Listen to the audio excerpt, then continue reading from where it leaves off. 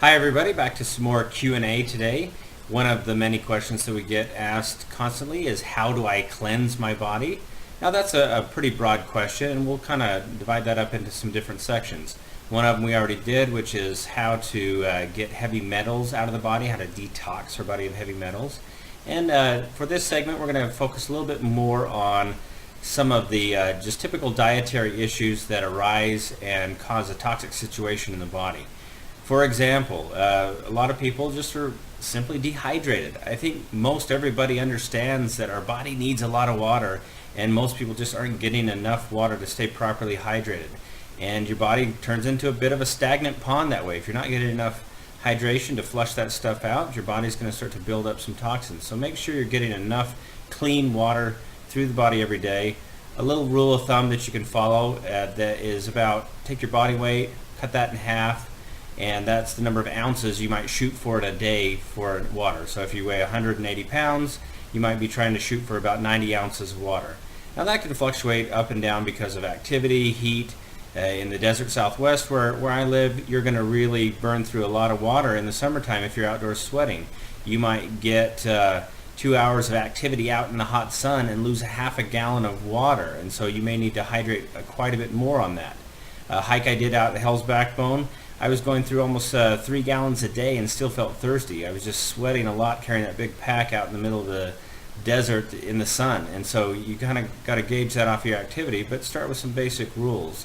And you can go off of things like urine color and concentration as well. If that's getting too potent and too dark, you might not be getting enough water in to get that cleaned through you. So we can individualize that based on our needs, but definitely get a lot of water.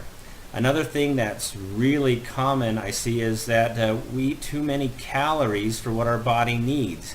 One way of saying that is that we get in all these carbs and sugars in, for example, and think of that as fuel. So we're not even necessarily talking about the bad carbs and sugars, but even healthy ones from fruit.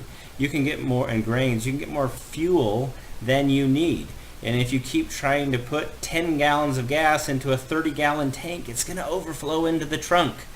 We really want to just get enough fuel for what our body needs, and people forget that they don't move and they aren't as active maybe now as they were when they were 14. And so we need to gauge how much fuel we're burning through and adjust our diet accordingly, because all those extra calories that we're getting in that our body doesn't need, our body still has to process those calories. Our body still has to expend energy and do a lot of different cellular processes just to deal with all the extra food and calories we're getting in.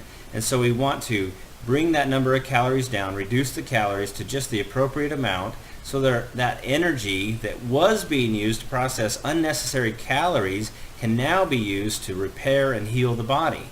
Because it's not just that we're getting too many calories and we might gain weight when we eat too many calories. Even if you're not gaining weight, those excess calories are causing inflammation in the blood vessels and in the cells of the body. That inflammation can lead to disease and a breakdown and degeneration of our tissue. So it's another way that the body is becoming toxic, is just because of this excess of sugars in the body.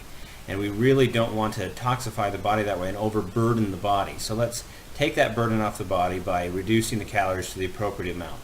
Another rule of thumb, and again this can change a lot with activity, I always suggest that you're eating proper food, good whole foods, clean food, but we want to look at it just from a calorie standpoint here. And let's say that take your ideal weight and add a 0 to that. You definitely don't want to be going over that number of calories unless you're really burning a lot of fuel. And for the average person, they're just not.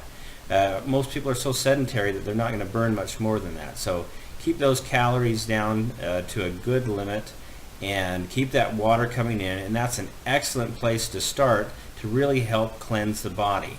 If you need extra help cleansing, we have some different cleanse programs that you can click on that we can help walk you through some of that have some good herbal supplements that help cleanse the colon and the kidneys and the liver.